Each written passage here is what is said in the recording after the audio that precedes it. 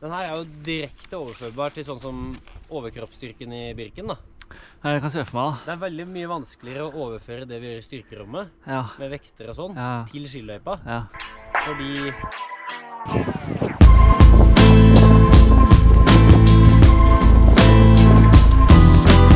I forgot my microphone today. I have to improvise a bit, so I'm speaking to my phone so that I can get the sound proper. It's been a little over a week since Vasaloppet, and this is probably the toughest week during the winter, the week after Vasaloppet. Especially this year because the conditions are just extremely bad right now. The snow's been melting really fast. The tracks are almost all gone in the forest there in the area around Oslo.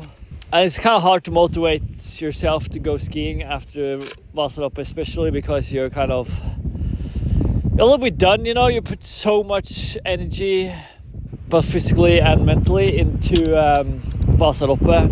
And then it's done and suddenly you're just like figuring out, well, what do I do now?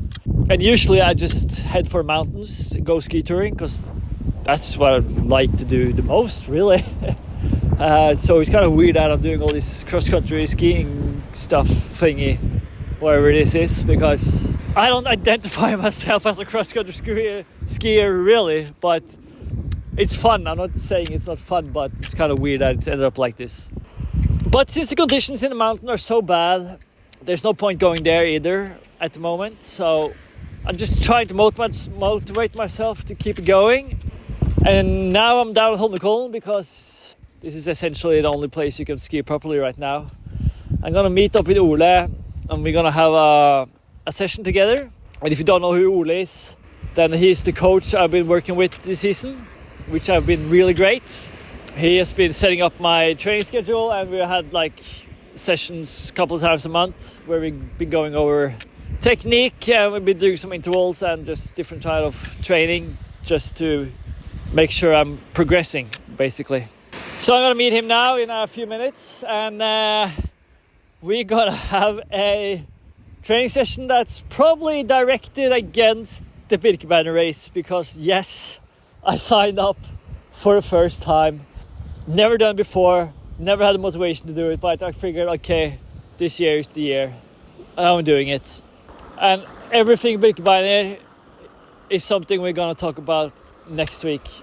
But for now, let's focus on today's training session.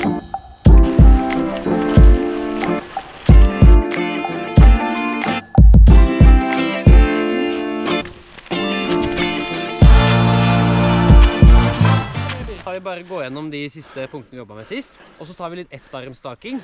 Okay. Her sånn, og diagonalstaking. For å få ren styrke, rett og slett. Ja.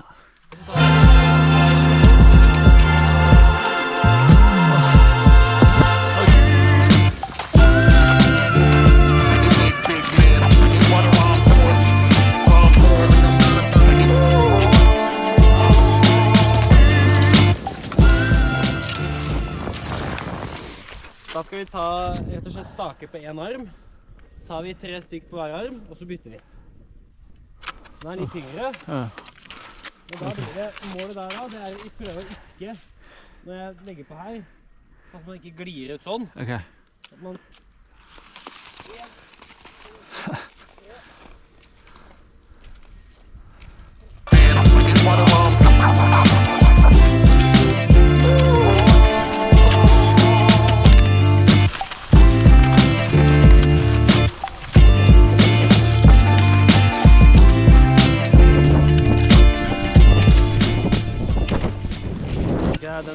Den her er jo direkte overførbar til sånn som overkroppsstyrken I Birken da. Ja, det kan se for meg da. Det er veldig mye vanskeligere å overføre det vi gjør I styrkerommet, med vekter og sånn, til skiløypa. Fordi det er ikke så mye teknikk på ski hvor du er avhengig av veldig mye kraft. Spesielt ikke på langløp. Man må ha en viss styrke, som sagt. Men på sprint så kan det være litt sånn, på et veldig kort løp, så kan det å ha høy kraftpotensial være en stor fordel. Men på langløp så er jo det å være på en måte gjennomtrent og sterk mye viktigere enn å løfte tungt.